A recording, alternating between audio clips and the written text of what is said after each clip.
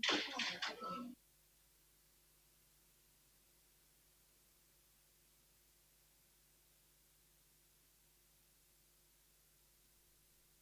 界最速の称号は近い将来義足のランナーかもしれない。A hearing impaired foreigner asked me directions. 道を尋ねられた。 I was 英会話に confident は with 自 English, 信があったのに but I 何 couldn't もして do あげられ anything. なかった。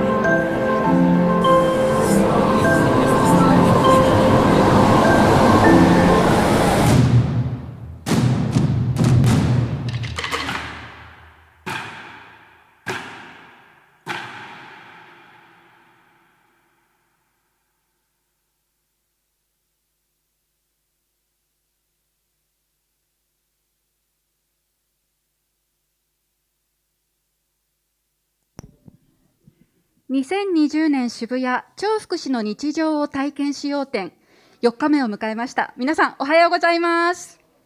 超福祉展 MC の渡辺育子です。この時間はユースサミット@スーパーウェルフェアエクスポと題しまして、エンパワープロジェクトの主催のユースサミットのメンバーを中心にプレゼンを行ってまいります。まずはモデレーターのお二人、東京大学ユナイトから東京大学4年生岡俊介さん、3年生の岸野桜子さん、そして皆さんを率いる東京大学総合文化研究科特任教授の井筒隆先生、このほか東京大学2年エンパワープロジェクトディレクターの青山洋介さん、東京大学3年アミシ・アグラワルさん、そしてリモート参加で東京大学2年ボイス・オブ・ユース・ジャパンの姿理香さん、それからベイルートを中心にボランティア活動を行っていますビーザ・チェンジ・ザーレファウンダーのマリー・ミシェル・マカロンさん、そしてビデオ参加でアウトワグナー代表ハンター・プレストンさんが登壇します。なおこの時間は英語で進めてまいります。それでは岡さん、岸野さん、よろしくお願いいたします。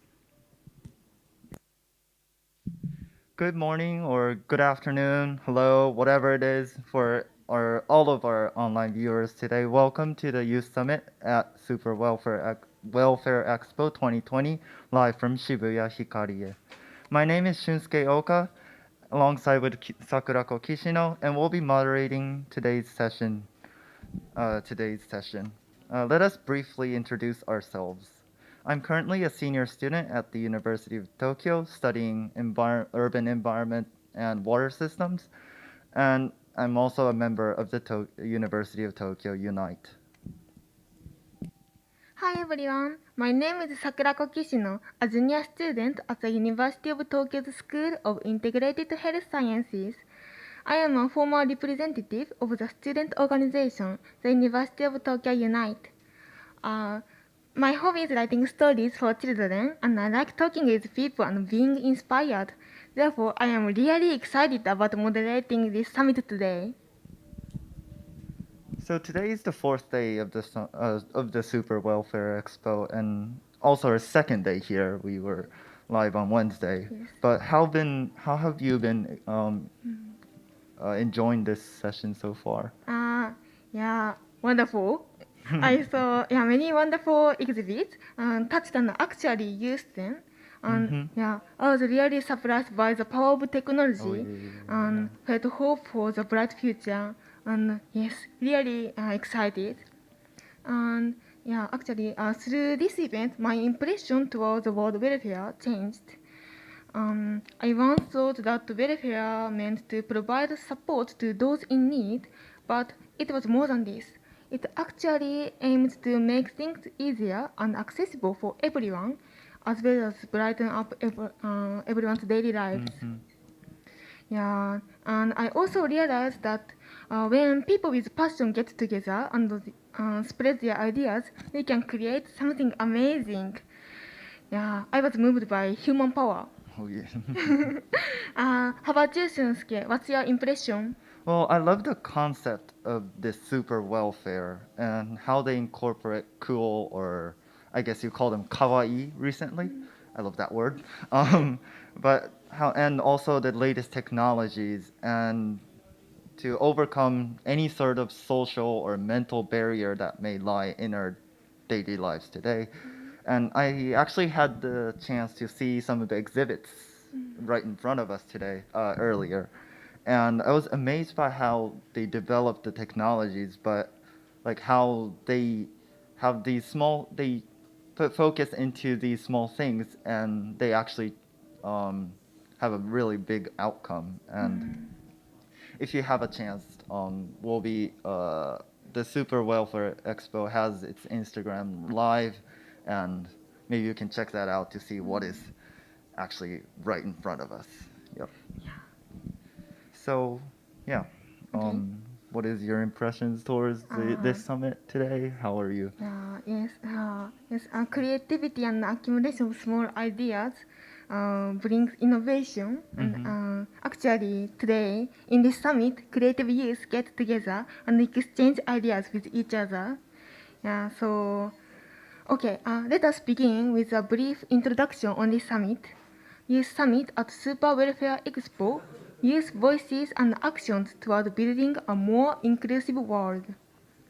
Super Welfare Expo is held by the People Design Institute, and it aims to promote diversity in the city by breaking down social barriers for people with disabilities, the LGBT+ community, and other minority groups. This is its 7th and its final year. This summit brings together the voices of young people from all over the world. Every young person who speaks in this summit is taking actions to solve the global diversity issues and to achieve an inclusive, accessible, and sustainable world. This summit is organized by the Super Welfare Expo, the University of Tokyo Unite, EMPOWER Project, and the Voices of Youth Japan. The objectives of this summit are to share youth activities and ideas in the area of diversity and inclusion, and to think about how to realize a brighter world that is truly inclusive and respectful to various differences. So today in our Youth Summit, we are inviting speakers across the globe about their actions to solve the issues related to diversity and inclusiveness, as well as some guests, I think, to join in the summit via Zoom. So maybe, is it possible to turn on the screen to Zoom right now? Yup. Let us.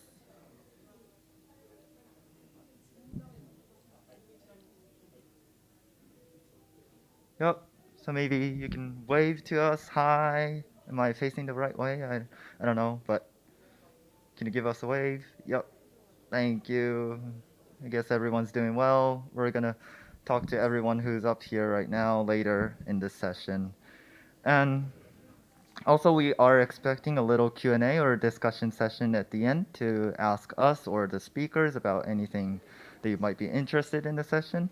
So please feel free to send us any questions or comments on chat or in the YouTube comment. And however, to everyone joining in on Zoom, it would be great if you can keep your cameras muted while you're not speaking, because we don't want all the noises to come in, and I'm pretty sure you don't want that to happen to you. Thank you. Okay, next, we would like to now move on to the opening statements.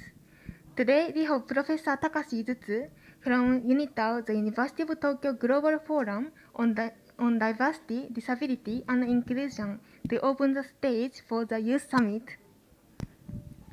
Thank you very much, Sakurako-san and Shunsuke-san. And greetings, colleagues and friends.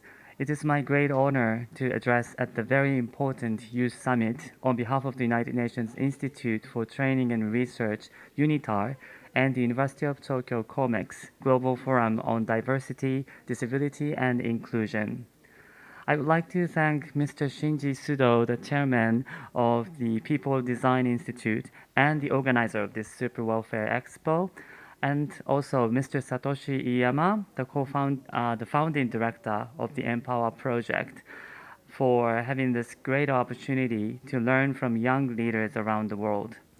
And I also would like to thank in advance all the distinguished young leaders from the world, namely from France, India, Japan, and Lebanon. Last but not least, I'd like to thank all the participants and all the staff members who have made this event possible in this challenging time.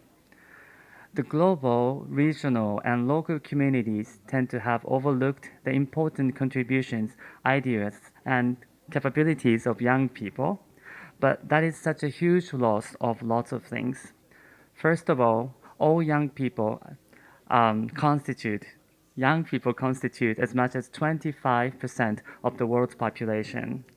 These 1 in 4 key players in the world have been those who have created innovations utilizing state-of-the-art technologies and extraordinary new ideas and born new cultures through creating new expressions and artworks. At the same time, those young people are usually in the process of establishing their own identity, and in the process, they often suffer from stereotypes in the communities and sometimes suffer from marginalization and exclusion due to differences.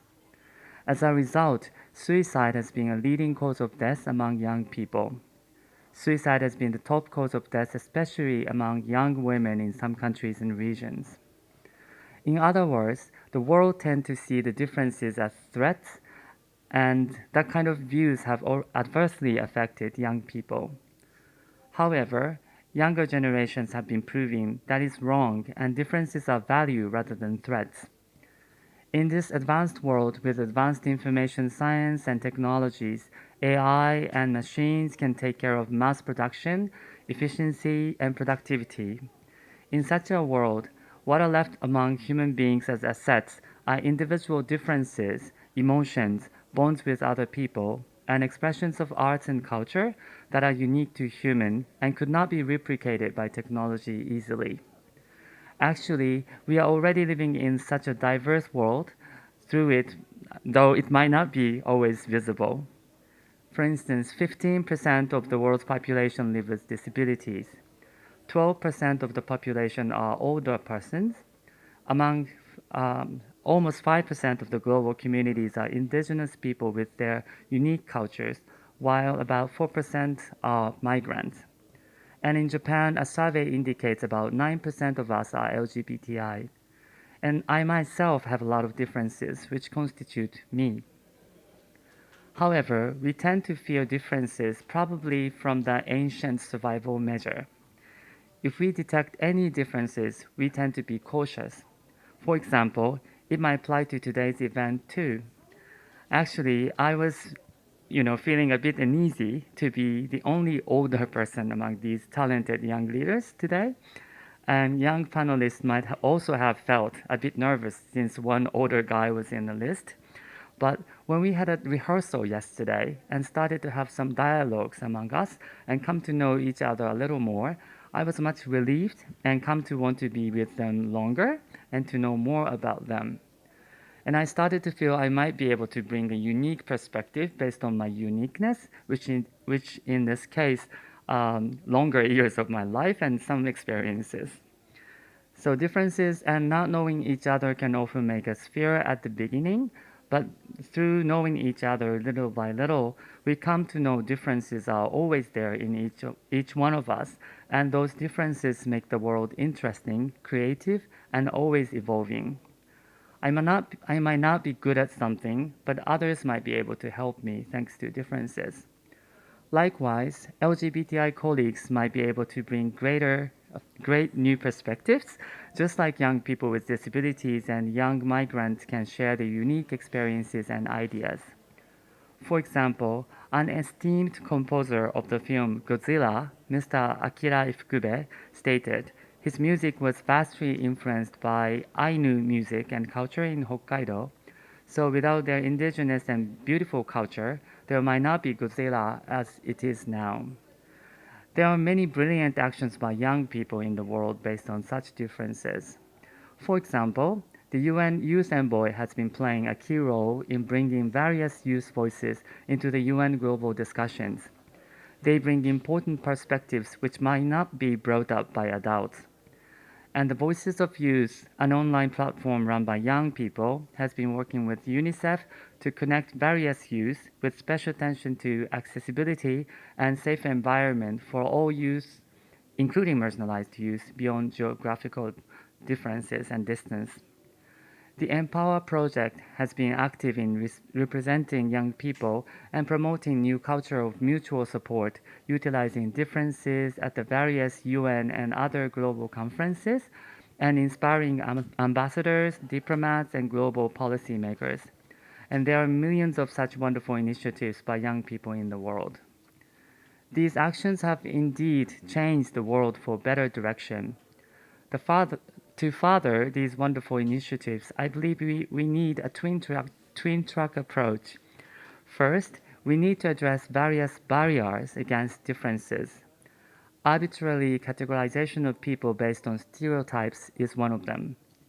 Many young people are still marginalized by physical, institutional, and attitudinal barriers, and we need to change that hand in hand with applying new findings and evidences. And the other action to be taken is to develop a new culture to value differences and utilize them for better world, since we all are different anyways. These panelists today have been already taking such actions as global leaders, and they have achieved a lot of innovations. I'm looking forward to learning more about their wonderful activities and great achievements.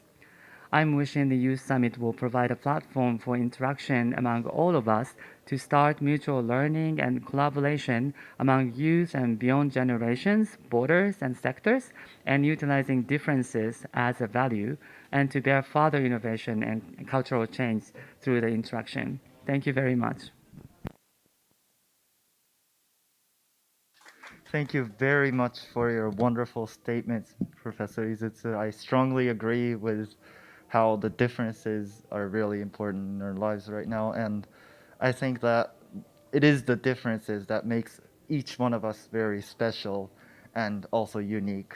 And I think I have a differences from how I grew up and everything. And with that said, we will now move on to hearing from different youth and about their actions. So our first speaker is Rika Sugata from Voice of Youth Japan, also the current representative of the University of Tokyo Unite. She's joining us today online, and she will show us how voices of young generations are valuable in creating a more inclusive future.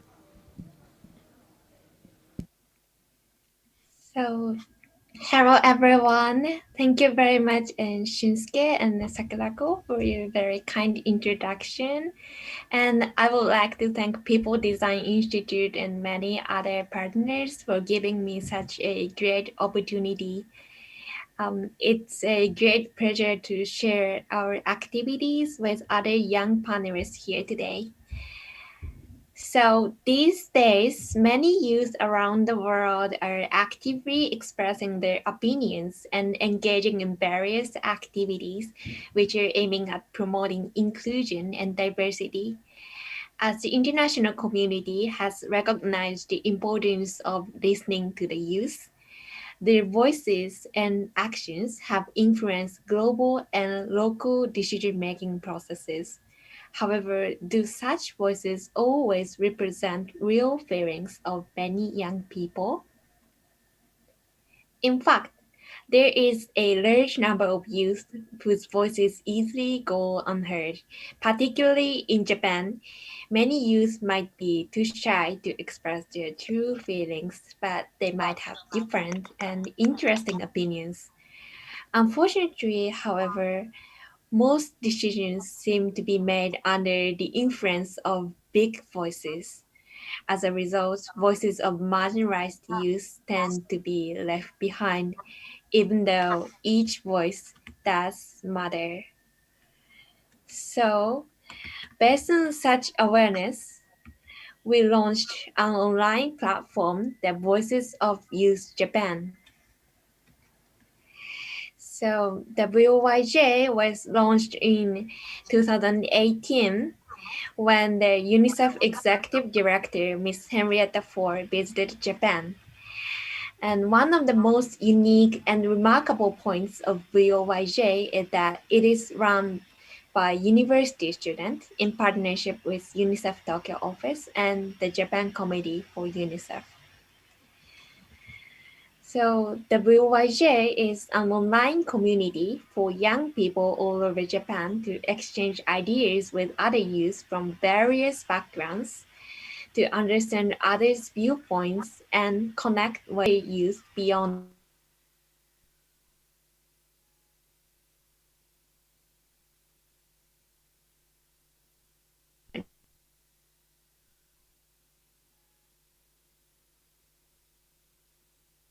nationality, disability, etc.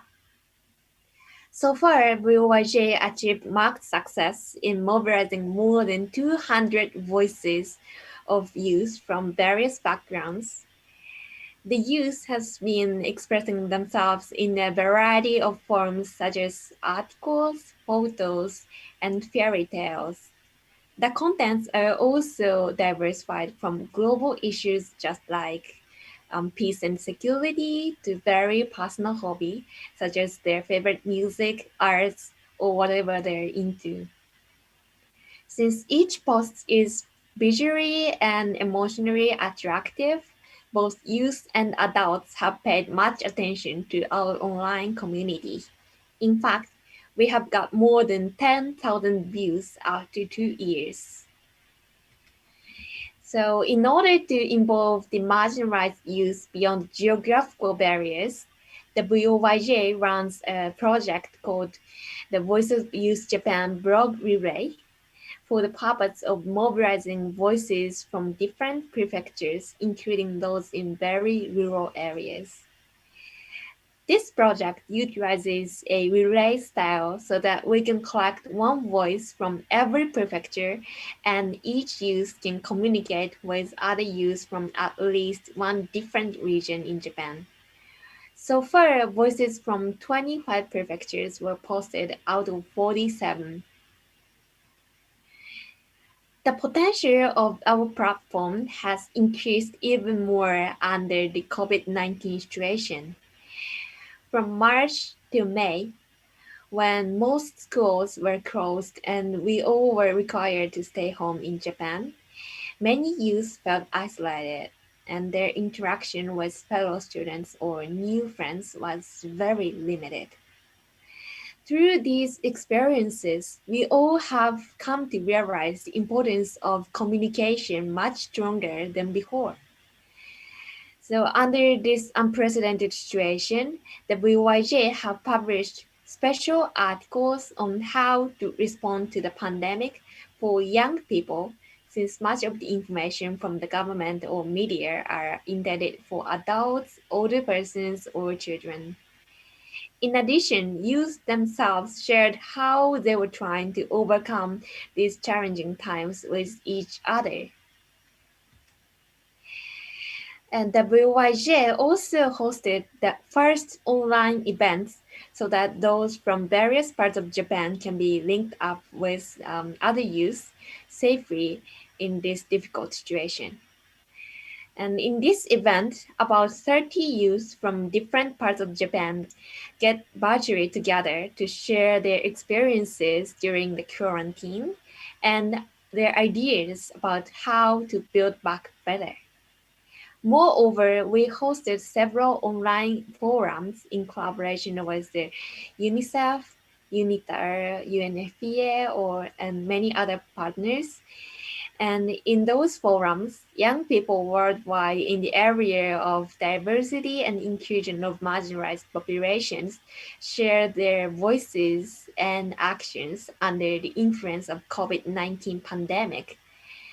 And through these conversations, we exchanged innovative ideas and concrete actions for local and international communities in moving forward to a post-COVID-19 world, which is truly inclusive and respectful to various differences. The participants and organizers ourselves regarded online events as alternatives to offline ones at first. However, we now believe virtual gathering is a new effective option. Although online communication has many possibilities as well as limitations, we can involve much more participants and audience beyond geographical or physical distance. So we will continue planning and improving such online gatherings with careful attention to accessibility for all. So our platform VOYJ was not originally designed just to improve welfare for all. However, there are many leaders, participants, and collaborators with disabilities who are naturally engaging in our project. This is because all our activities always prioritize listening to voices of marginalized youth and ensuring accessibility for all.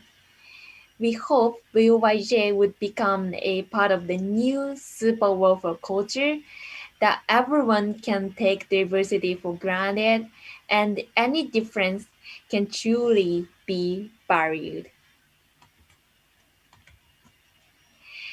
So last but not least, our initiative started from small voices of some university students though.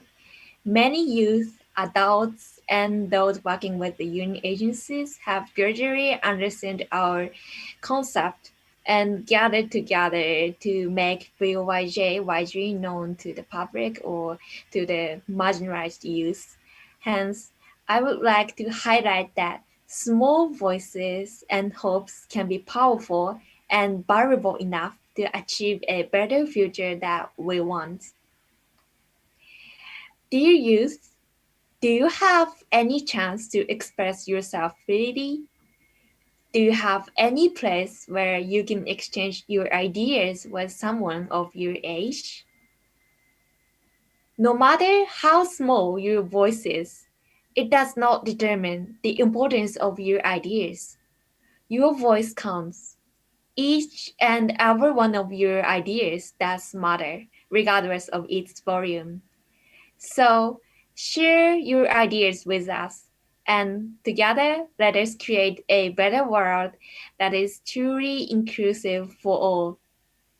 Your voice is valuable. Thank you very much.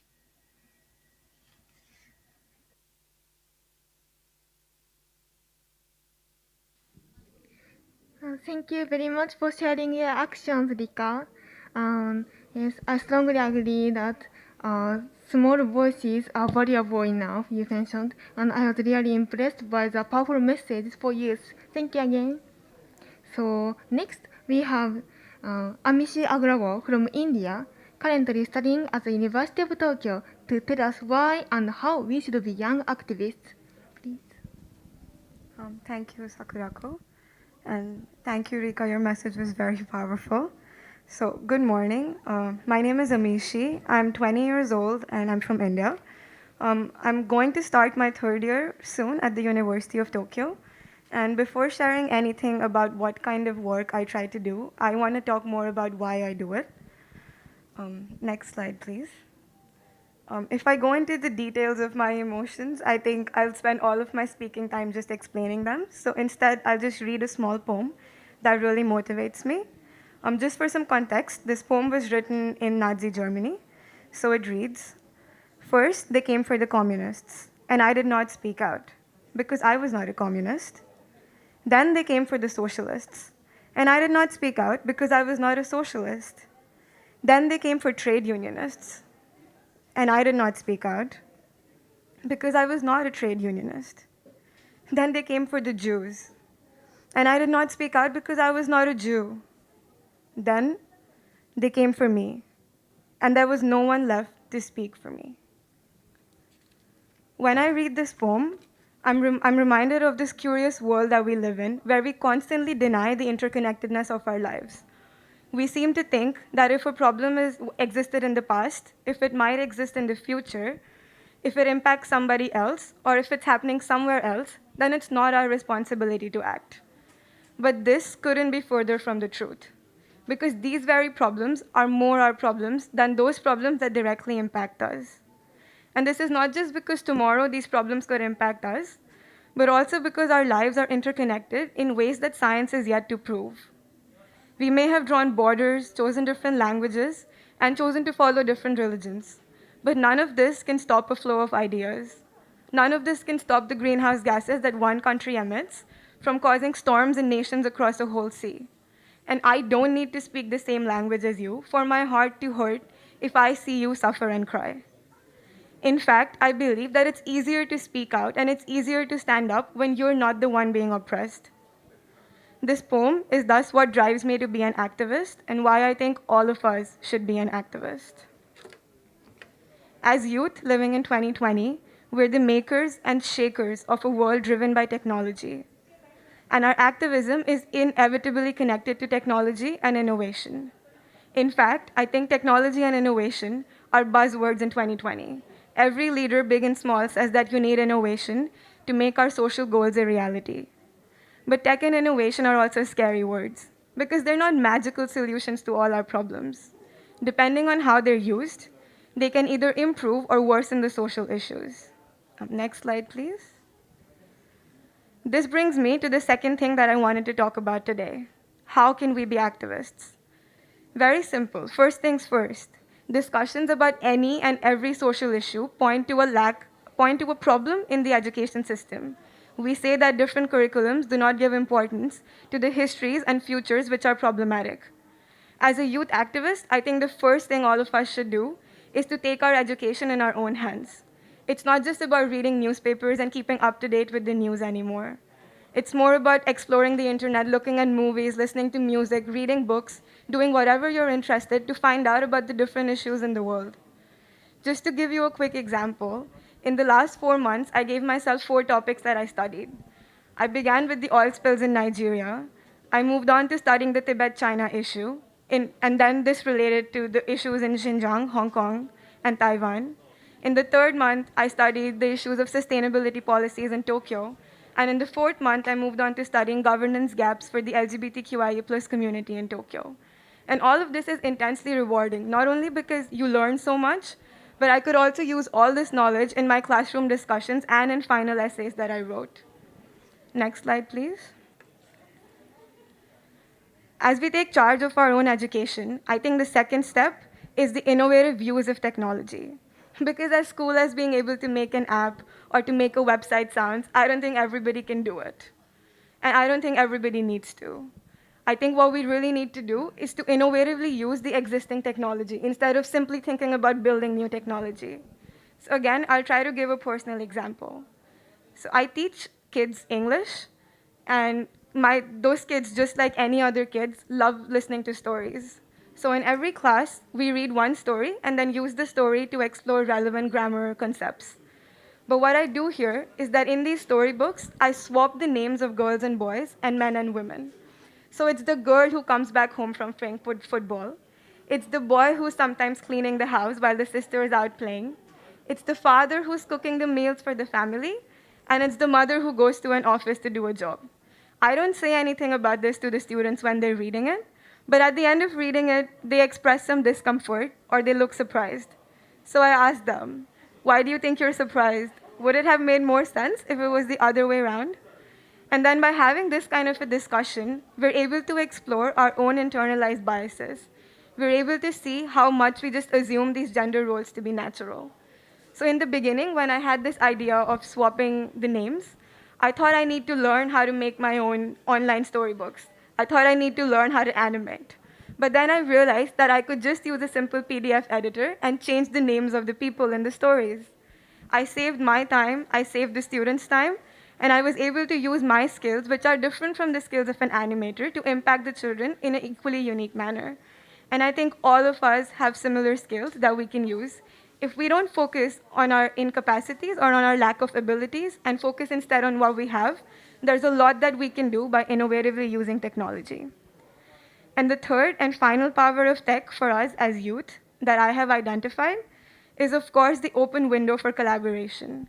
I don't even think I need to explain this one that much because just in today's conference, we have some speakers joining us remotely from Lebanon, some speakers from the States, and then some speakers from different parts of Japan, while the rest of us are here in Tokyo. But I think what's important to stress is that when all of us as youth join our voices together, it's not that our voices drown each other out, but on the opposite, they add to each other and they amplify each other. Because we're doing small things, but just imagine the collective impact of these small things happening in different places. So together, I think our best shot is to just speak together, band together, and to make sure that our voices are collectively heard. Because I know for a fact that when I'm doing small things, I often question myself, will this really be effective? Will I actually be able to make a change?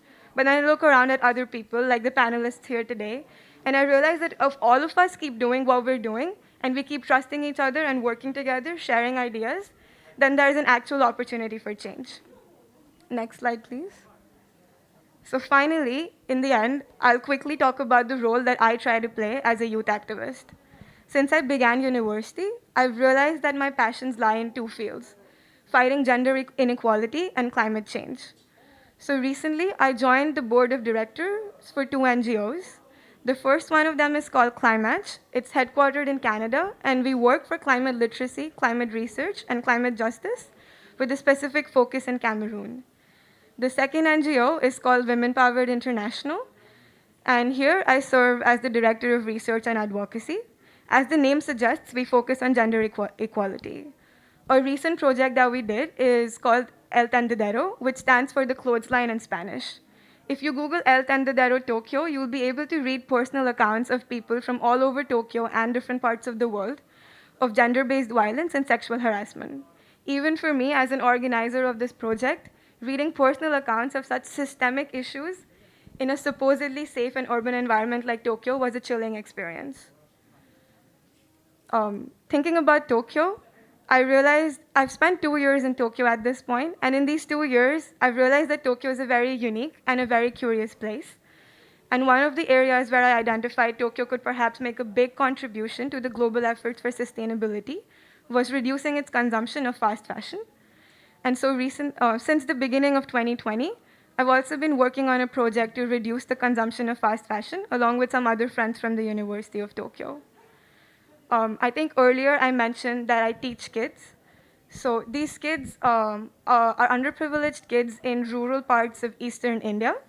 And I teach them through an NGO called eVidyaloka, which stands for Online School in Hindi. This NGO is trying to fight the lack of teachers in public schools in extremely rural environments in India. So they connect people like me who can speak the local language via Skype as regular school teachers for these kids. And I teach kids in class 8 right now. I've been teaching them again since the beginning of 2020, and I have 2 classes every week. And I can very genuinely and honestly say that these 2 classes every week are my most fulfilling time every single week. Just as much as I believe in activism, I believe that activism is intrinsically linked to research and study. And as much as I love teaching, I love learning and studying myself.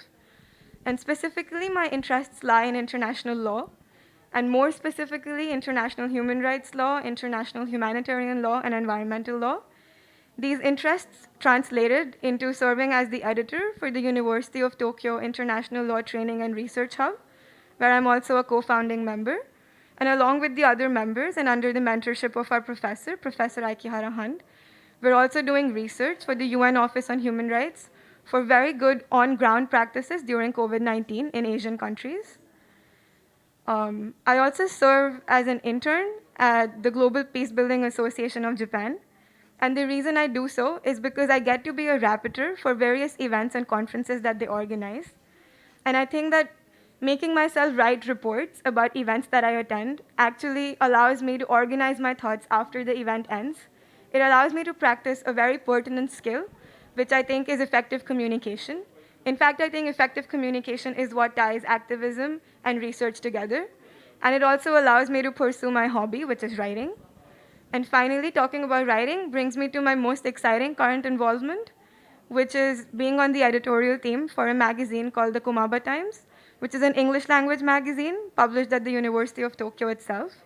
I head their social issues section, and we're soon going to be publishing our 10th anniversary edition, and we're collaborating with the New York Times for this edition. We're always on the lookout for interesting ideas, individuals, organizations, and just things that are more relevant to Todai, Tokyo, and Japan. We're looking for online contributions, and you're most welcome to go and look at the website. So I think that sums up my current involvements. Next slide, please. I don't know how many people are watching this right now, or how many people are listening, how many people are perhaps not listening, but I hope that at the end of this, if from the words of all of us, we're able to inspire one person, we're able to give some ideas to maybe another person, and we're able to just build lasting collaborations between all of us, this conference for me will have been successful. Individually for me, if any of the projects that I described sound interesting, or you just want to connect, or you have some social project which you think I could contribute to, please send me an email. My email address is on the slide. It's amishi1712@gmail.com. I would honestly love to hear from anyone and everyone. And I think now I'm just looking forward to hearing from the rest of the speakers. Thank you so much.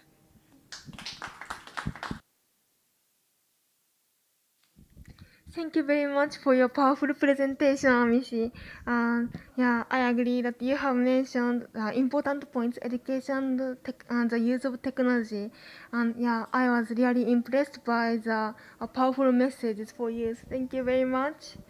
Yes. Next, we have Hunter Preston from United States of America.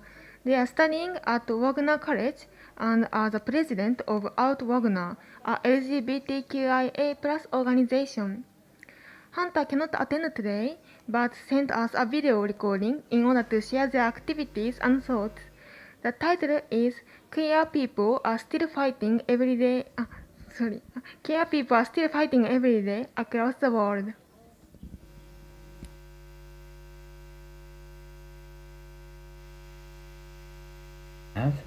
To educate. Hello everyone, thank you so much for having me and hosting me tonight. My name is Hunter Preston and I am elated to be able to speak to you and for giving me this wonderful opportunity.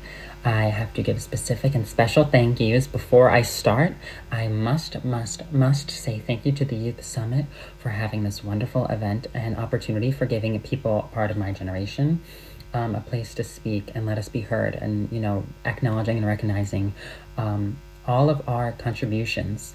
So thank you so much for that, and thank you to all the wonderful institutions and organizations involved, starting with the Super Wealth Expo, the University of Tokyo, EMPOWEWR Project, Voices of Youth Japan, and People Design Institute. Thank you so much for being a part of this wonderful experience, this opportunity, and this this event. This is so incredible that you guys have this, and it's really such an honor to be able to speak. And before I continue, I must say two more things. I must give a special, heartfelt, amazing, wonderful, loud shout out to Ruka for recommending me to be able to speak tonight, and encouraging me to send in a video, because I unfortunately cannot be there in person live over the Zoom call this weekend, and I'm so sorry about that. I'm so busy and my schedule is so crowded from starting school this past 2 weeks. It's really been crazy, but thank you for letting me be heard and allowing me to speak even through a video. So as I said, my name is Hunter Preston. I am a sophomore at Wagner College, and I'm from Staten Island, New York, which is where Wagner College is located. I am undeclared, so I do not have a major currently, but I will get there. I'm just very indecisive, and I'm figuring it out. And I'm figuring out what works and what doesn't. And that's all a part of life and all a part of college, is figuring things out and experimenting. So that's what I'm doing.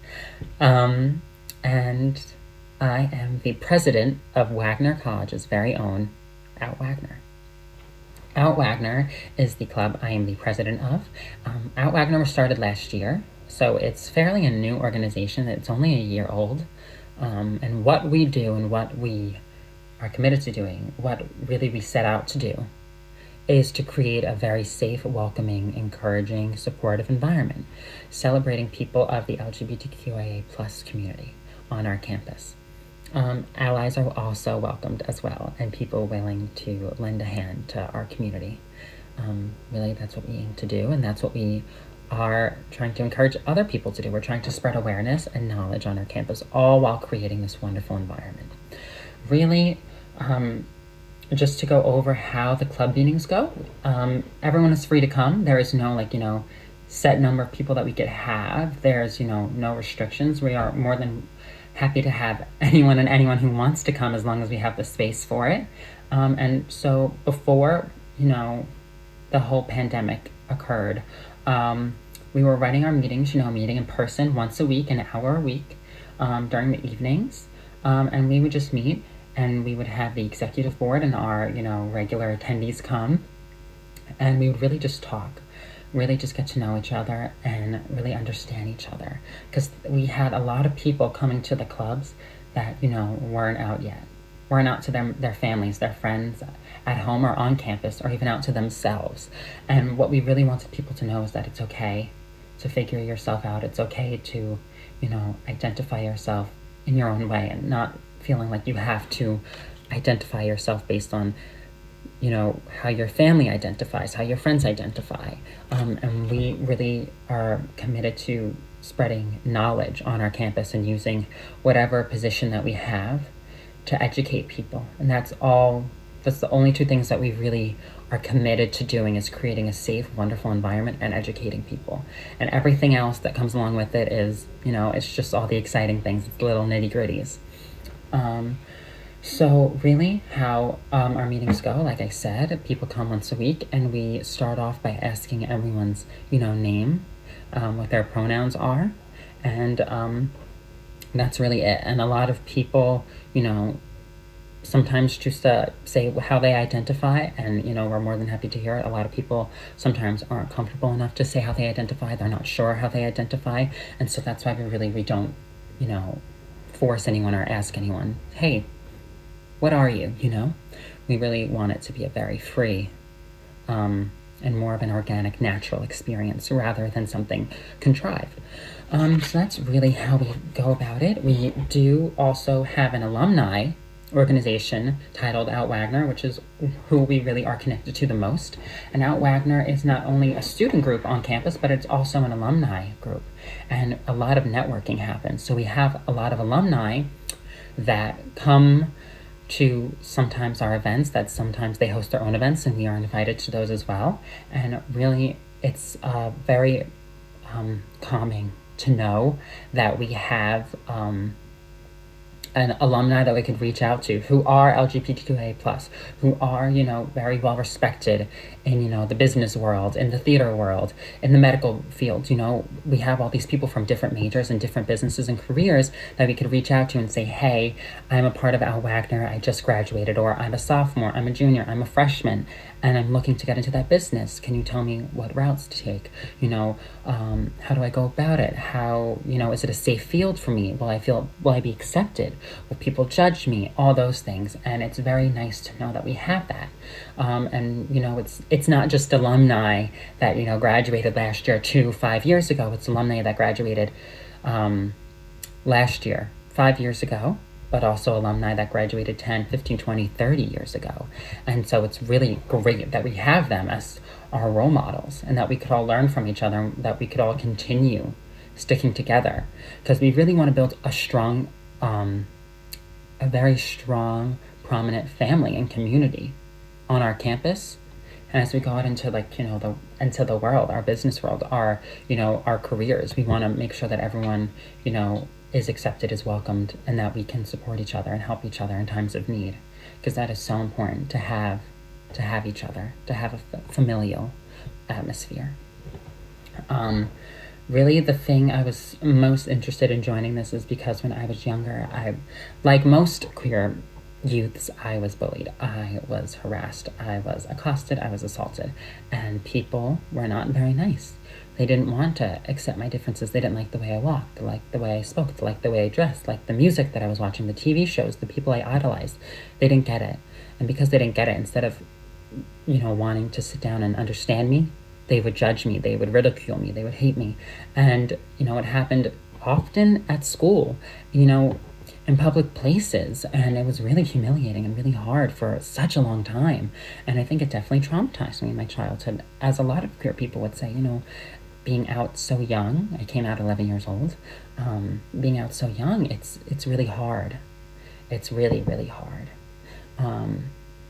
So really, as I got into high school, I think people respected my differences more, so I didn't get, ridiculed as much there, but people definitely always gave me weird looks or sometimes would say nasty side comments behind my back. Sometimes to my face, but most of the time behind my back. And as I got to college, I didn't really experience much of it there, but it still happens every day on, maybe not so often on our college campus, but it happens on college campuses around the world. They're kept in the college campuses, even though we live in a very liberal and open-minded, accepting state of New York, and especially New York City, it still happens here too. And I joined the queer student groups in high school, and I couldn't commit to them as much as I could commit to this one in college, so I really wanted to make sure that I was a part of this when I got to Wagner, that I could do it, I could commit to it. And so I did. And really the thing that I loved about it is that it was students supporting students, helping each other, and not just listening to each other, but really being there, really supporting, really helping.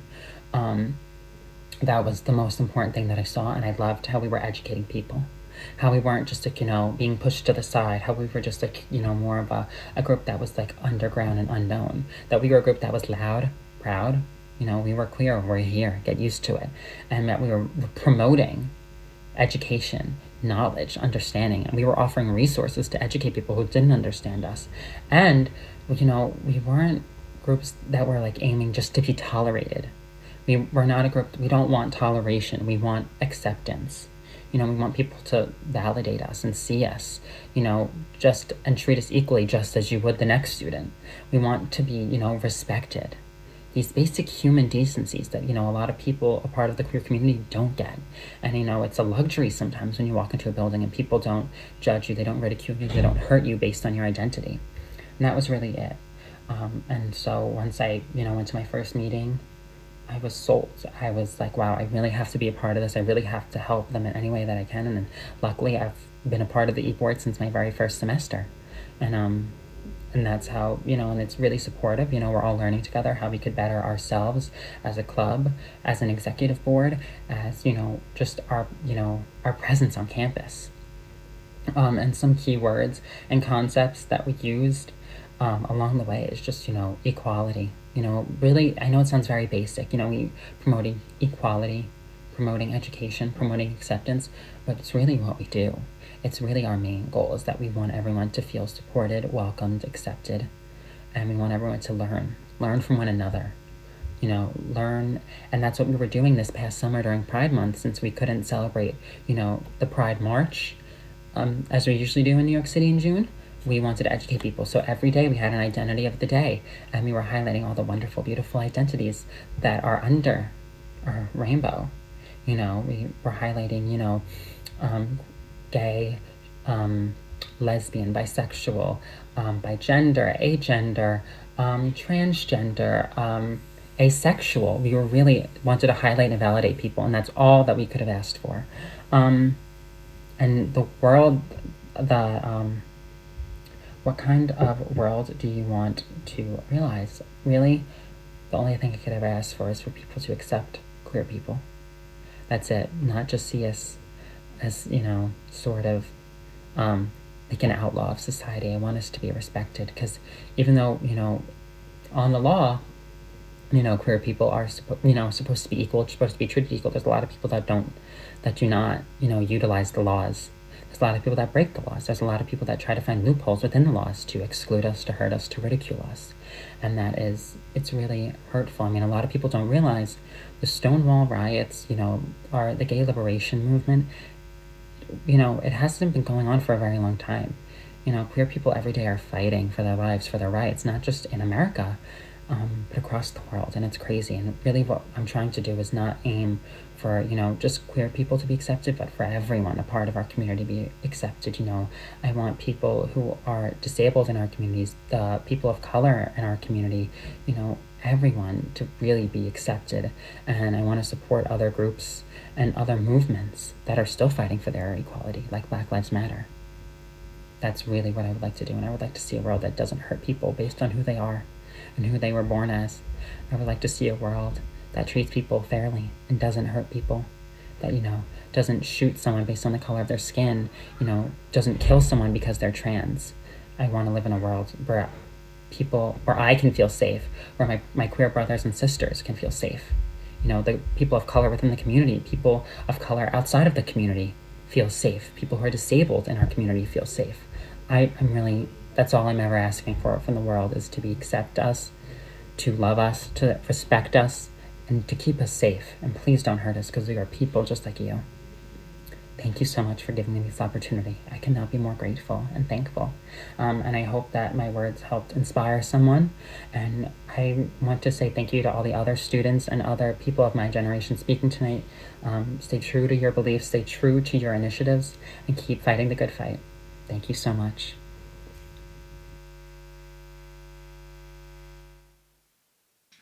Thank you, Hunter, for telling us so much about Alt Wagner and how you believe in creating a better future.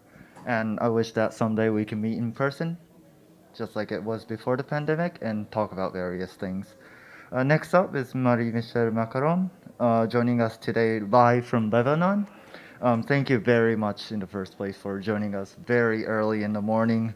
She is actually one of the founders of the Be the Change Zali, and has been working to connect those who want to volunteer in Lebanon and the organizations that needs for volunteers, as well as she herself has been working as a volunteer. So take the stage. Hello guys, thank you for having me. It's really an honor to be here with you guys, and it's been an incredible pleasure to hearing everyone. All of you are really inspiring. So my talk today is titled "You Can Make an Impact, You Can Be the Change." You can make an impact. See, this saying has been continuously with me throughout my life. However, its meaning to me has fluctuated a lot. See, when I was young and people would ask me, what do you want to be when you grow up? I'd answer, like countless people around the world, that I want to make the world a better place. But when I was young at that age, the world to me wasn't the world that I know today. The world to me back then was simply my country, Lebanon. However, as I grew older, I grew out of my delusions. See, years living in a corrupt and sectarian system has left me, like many, dreaming of emigration.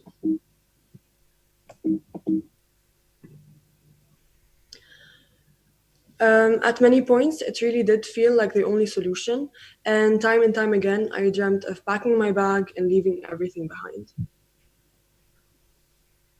Suddenly, on October 17th, 2019, the people of Lebanon came together for the first time since the creation of our nation, and stood united across religions and sects against the corrupt and abusive political class, who has been plunging us in deeper and deeper debts for 30 years, to the point of a gigantic economic collapse.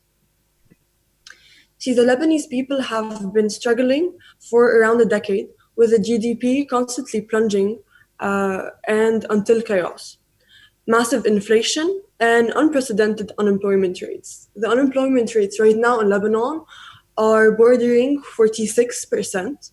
And the inflation is such that you cannot imagine the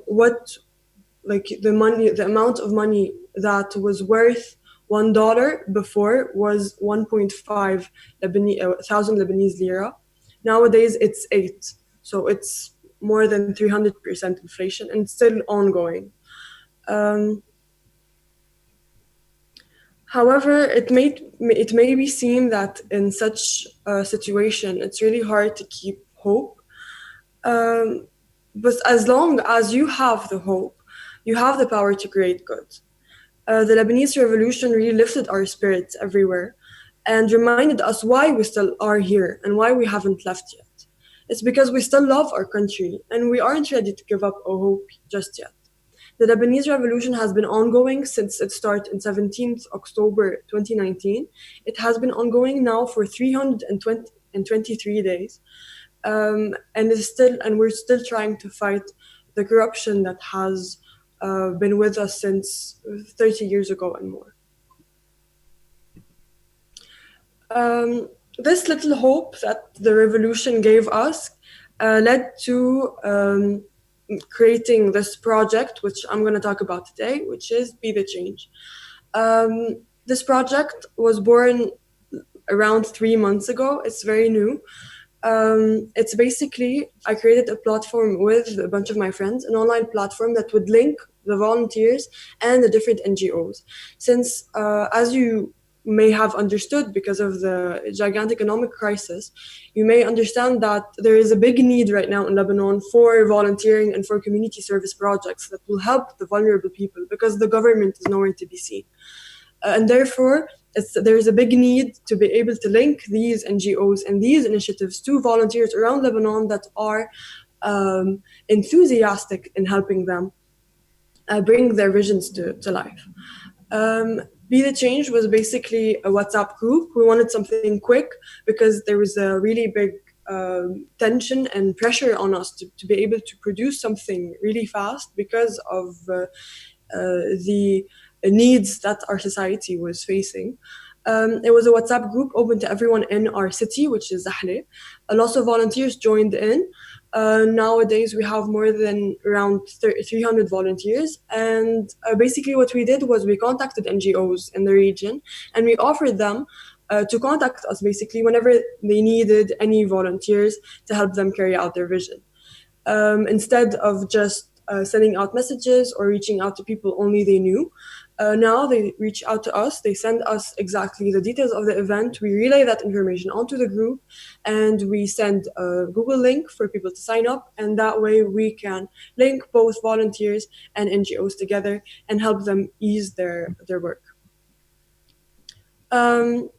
So the first 2 months, at first we started slow, of course, even though we had a good database of volunteers at the first day. They were reluctant at first to join because it was new and they never have experienced anything like that before. But slowly and surely, people started to volunteer more and more, and we were able to help out a good number of NGOs complete their visions.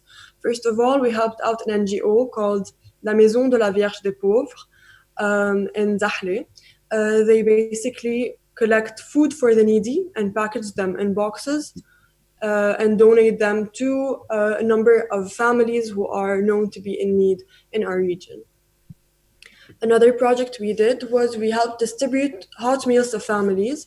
Fa'ara Catering, a place in Lebanon, decided to donate each day for 4 months actually, meals to 500 families in our region. So we helped out with our volunteers to distribute them and deliver them safely to all the different families in the region. We also helped out Nusroto Association in their child protection summer school. They hosted a summer school that was free of charge this summer, and they needed trainers and they needed educators to come and entertain the kids and talk to them about child protection in fun and innovative ways. So here you can see our volunteers in the training, and then our volunteers implementing some of the games they were taught to be able to strengthen the community in the kids and help them learn about their child protection and increase the awareness around this issue. And finally, we helped organize and carry out a virtual session for young expats, so young Lebanese children who are living in France and who haven't been able to to come to Lebanon because of the current COVID situation. We hosted a virtual session to remind them of the beauties of the beauty of Lebanon. We talked about Lebanese architecture, Lebanese food, Lebanese traditions, in order to make sure that they still retain this Lebanese facet of their personality. This was carrying on up until August 4, where the disaster struck. More than 200 dead, more than 60 lost, 6,500 people injured, and more than 300,000 people left homeless, with no one to blame. An unimaginable amount of potassium nitrate exploded in the port of Beirut, a consequence of a simple accident, leaving only the vulnerable to pay for the price, while the political class rids itself of taking any responsibility. when we are struck with such a big disaster, people might think that the first reaction of the Lebanese people would be to just give up and like go into depression. And it's a very acceptable reaction, because how else can you react to something this big? But to our surprise, the very next day, we felt an amazing and incredibly unexplainable will in the people to help. Everyone, especially in Zahle, in our city, which was not affected by the blast, everyone there felt as if they were, and they wanted to contribute in any way possible in order to alleviate the burdens of such a disaster on the people in Beirut. The very next day, on the 5th of August, we carried out a donation campaign here in my garage, and the amount of people who turned out and the amount of donation that we collected in less than 6 hours was just unimaginable. And it really goes to show that in times of need, people really do band together. We were able to deliver them all to Beirut the day after, so 2 days after the explosion, and we were able to almost fill a truck completely of donation of food and clothes. After that, when we went to the donation center in Beirut, we saw how much they needed help in sorting donations more than actual donations, because the donations were flooding from all across Lebanon, which was very heartwarming. So we sent out the week after a bus of 30 volunteers from Zahle, my city, to help out in sorting the different donations in Beirut and help ease their process in distributing. We also packed various donations from Zahle with various NGOs, namely Al-Mantiyin NGO. We packed with them hygienic donations, as you can see in the pictures, and then we also helped distribute them in Beirut. We helped collecting glass in Beirut. There was lots of damages. It was estimated that the damages were around $15 billion. So we can imagine the ruins that were in Beirut, especially with the glass. So we helped out with collecting the glass in various locations and packaging them up in bags so they can be transported for recycling. This was done with Université Saint-Joseph. As a university in Lebanon who was carrying out this initiative, we sent out volunteers to help them in Beirut. And finally, we helped out with the reconstruction in Beirut with EMPOWEWR organization. We sent out 50 volunteers who were divided amongst reconstructing and distributing various donations in the region. This reconstruction event and the ones before, all relating to the blast, led to the creation of another initiative called Beirut بقلب Zahle. Beirut بقلب Zahle means Beirut, our capital, is in the heart of Zahle, my city. What we aimed was to unite all the different initiatives that were coming out from my city under one big roof, Beirut بقلب Zahle, in order to be able to organize between us and collaborate to produce a bigger impact on the most vulnerable people who were in Beirut. And afterwards, this initiative transformed into a much bigger one, which was to adopt a street, Zahle city, to adopt a street in Beirut and to cover its costs and the fixing from A to Z, volunteering, engineers, furniture, etc., and help out fix the houses of the people who live in the street. So we launched our campaign video, and we launched our social media accounts, and we talked about these different points that we wanted to tackle. Our initiative, lots of initiatives in Lebanon started after the blast. There was lots of NGOs who were working in various locations in Beirut, but the different thing in our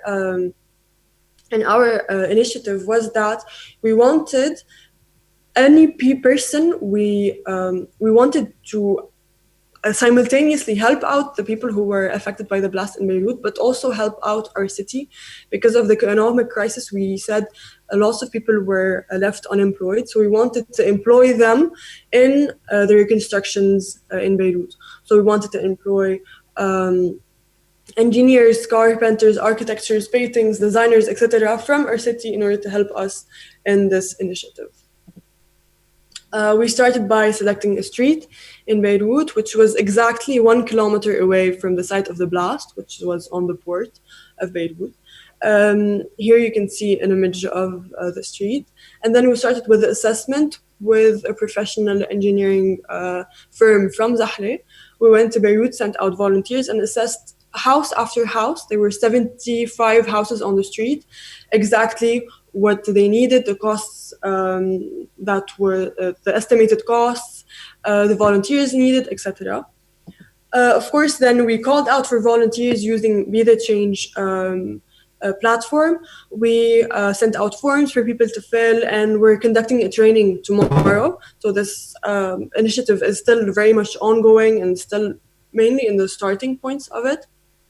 So tomorrow we're going to train our volunteers, and then hopefully this week we'll be on ground, on site, starting reconstruction. If you want to help, you can, because we are still collecting donations in order to fund this project, which is really an amazing project and a really big project. So it does need lots of funds. If you're interested in helping, you can visit our Instagram or Facebook page. The Instagram handle is Beirut بقلب زحلة, and the Facebook name of our page is also Beirut بقلب زحلة. There are links there if you want to donate, and any donation honestly would go a really long way. So finally, I just want to say that if there is anything to take away from this presentation today, is that yes, maybe on your own, implementing change seems like an impossible task. But once you surround yourself with people as motivated as you are and as active as you are, you can see that you can make the impossible possible. Thank you so much.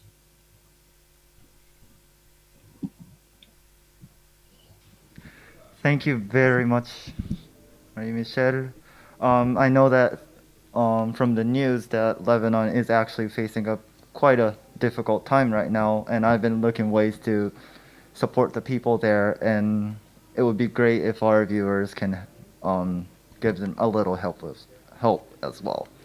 So the last speaker, who has been waiting right in front of us for the last hour or so, he's right there, is Yosuke Aoyama from the EMPOWEWR Project. He is currently the director of the project, and today he will share us how easily we can start helping people in our daily lives with this star. Yep. Thank you very much, moderators and People Design Institute and many other partners and distinguished fellow panelists and participants from all over the world.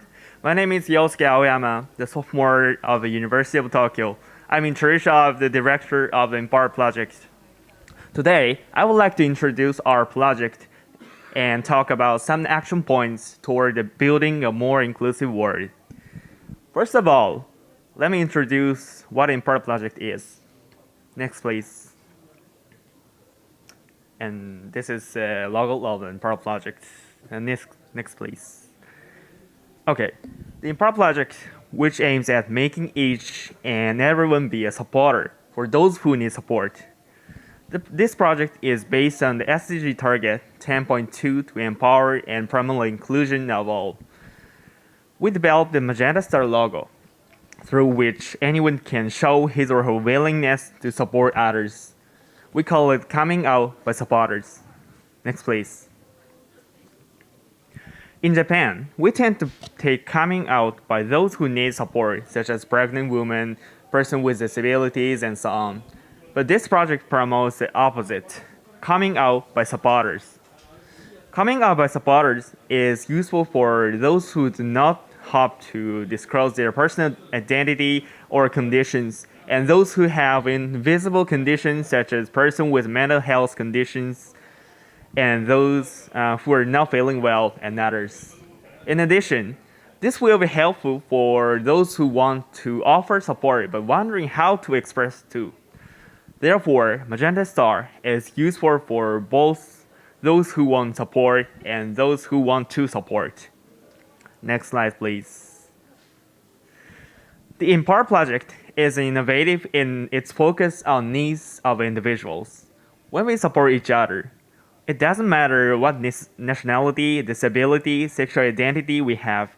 Instead of categorizing people based on such attributions, it is necessary to have direct communication, respect each other, focus on individual needs. Simultaneously, anyone can need support when not feeling well or being in a foreign town. Likewise, anyone can become a supporter. Next, please. Now, let me explain how to use Magenta Star. First, we put a Magenta Star when we feel we can support others, like me. Second, those who want support will find us through Magenta Star and ask for support. Then, those who wear Magenta Star will provide requested support if possible. If needs are beyond our capacity, we try to link with someone who might be able to support. We designed this project in a way young people can feel more accessible, particularly for those who are currently not very much interested in contributing to global or local cooperation. Especially, the logo was created with symbolic meanings and aimed at what young people can integrate into their fashion. So, we make many kinds of goods of Magenta Star such as badges, stickers, charms, and so on. Next, please. The EMPOWEWR Project is run by more than 50 university students in collaboration with various partners like in UN organizations, city authorities, and private companies, but especially cherishing cultures and arts. We have broadened the field of our action from Tokyo not only to our other regions in Japan such as Kanazawa City, Nagasaki Prefecture, but also other countries like the Philippines. Next, please.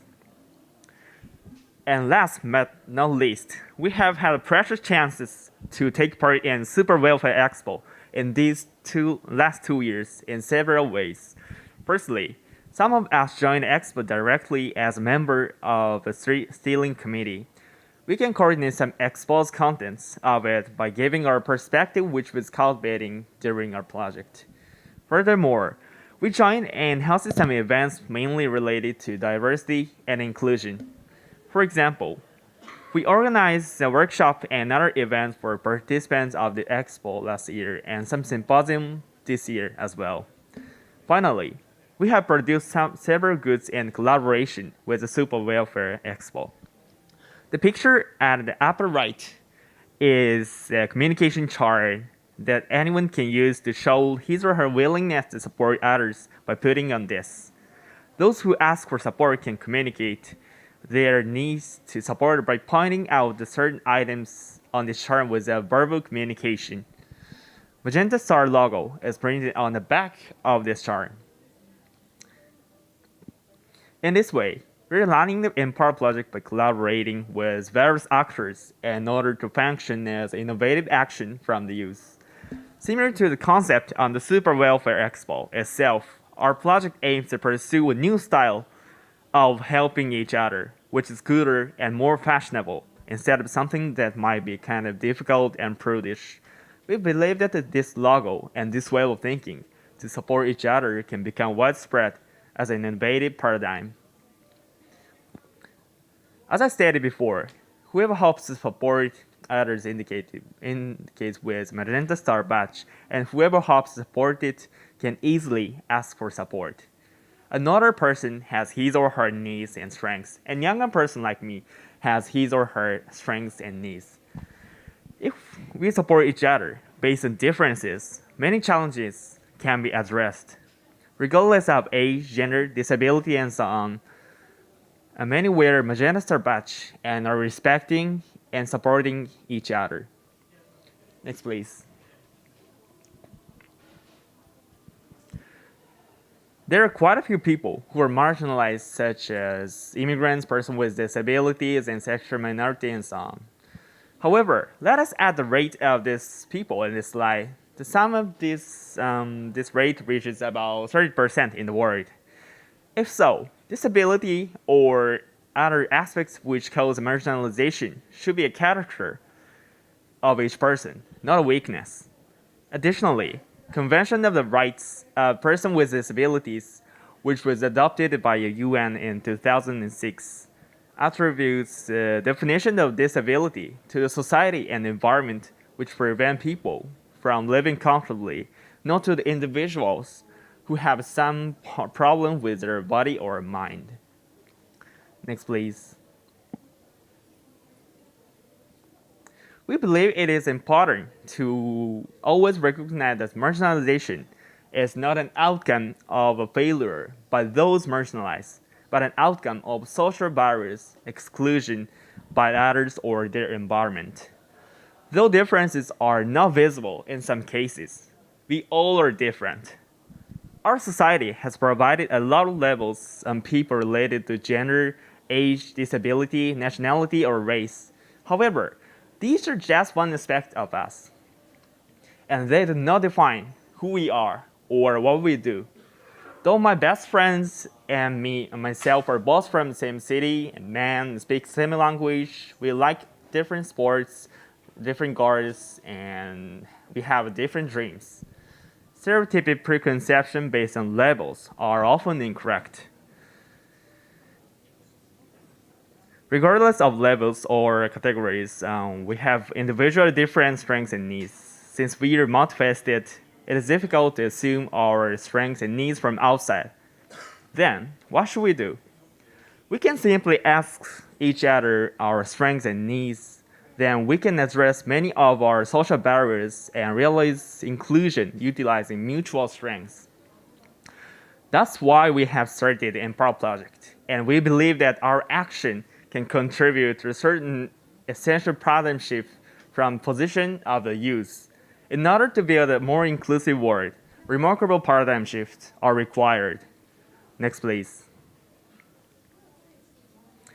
That is, first, a paradigm shift to see differences as a benefit rather than threat. In short, we do not need to fear differences, but should appreciate them. Secondly, a new paradigm to utilize emotional well-being as a key global monitoring indicator, in addition to traditional indices such as GDP, mortality, military power, and so on. Other people, including so-called ordinary people, who might not seem to be a target of a former type of welfare at a glance, are sometimes in serious challenges and needs for other people's support. Those needs arise not from categorization of people based on attribution, but from specific contexts and needs of individuals, which always change over time. Many of these issues might not be directly related to poverty, higher mortality, and severe human rights violations. These can affect our emotional well-being and our way of life and our future very much. According to our views that are elaborated, and next please, I want to outline my definition of a more inclusive world. For me, a more inclusive world will allow everyone to pursue their own well-being in their own way, rather than being forced stereotypes or being compared with others. It doesn't cost much since it is the thing that happens in our mind mostly that has strong power to change the world. Everyone joining this symposium can do it right now. If how we see and pursue our lives can be changed, the style of health and even that of welfare will be updated, and all of our life and well-being can get better too. We'll continue to promote inclusion and accessibility worldwide through the EMPOWEWR Project in collaboration with the various stakeholders.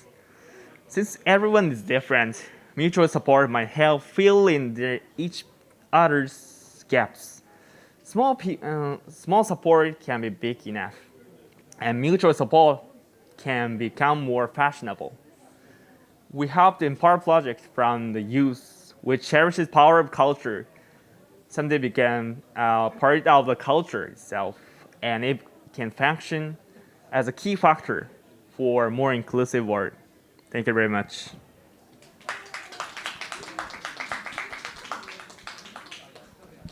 Yes, thank you very much, Yosuke, for sharing the new culture we use. And yeah, actually, I put the magenta star now. Yeah, the mutual support is really important. Thank you, Yosuke, and to all our speakers today. Now, we'd like to move on to the interactive discussion, but we are running out of time. So maybe one question we would like to ask people joining on the Zoom. Okay, does anyone have a question? Sorry, one person. Oh, sorry, I can't read. Maybe. Thank you.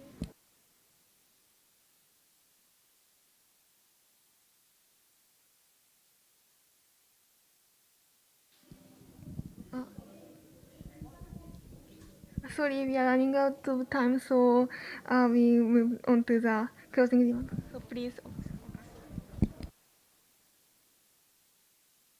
Okay, so because we are running out of time and we are coming to the end of the summit, lastly, I would like to invite Mr. Shinji Sudo, the chairman of the People Design Institute, to give us the closing remarks for today's summit at Super Welfare Expo.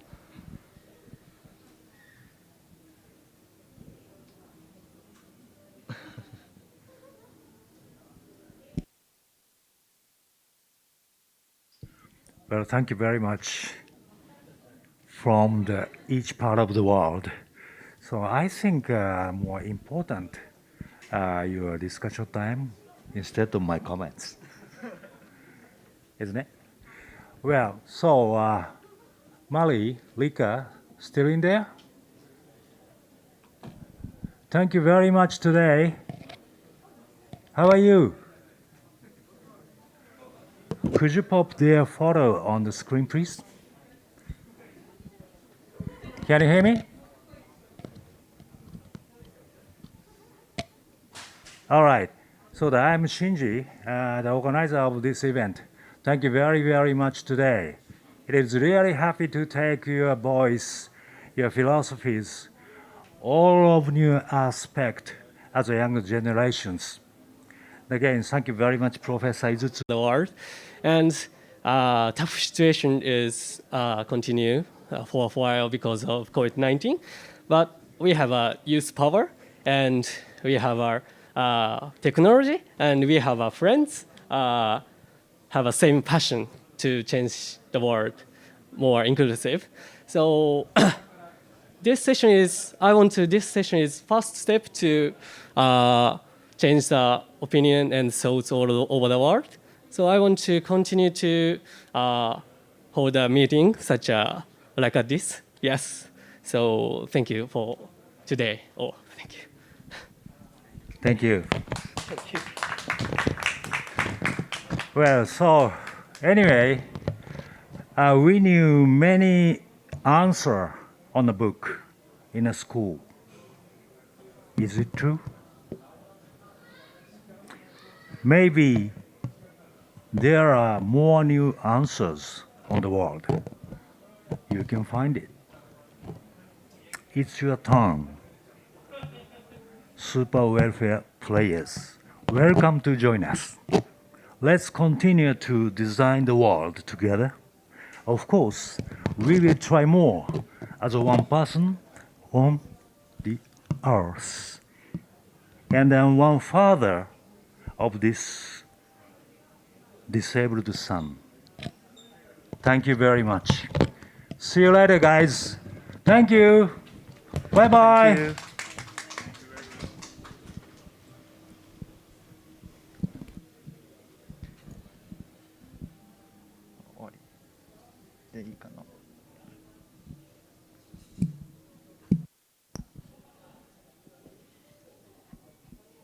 それでは2020年渋谷超福祉の日常を体験しよう展。この時間はユースサミット@スーパーウェルフェアエクスポと題してエンパワープロジェクト主催のユースサミットのメンバーを中心にプレゼンを行ってまいりました。皆さんどうもありがとうございました。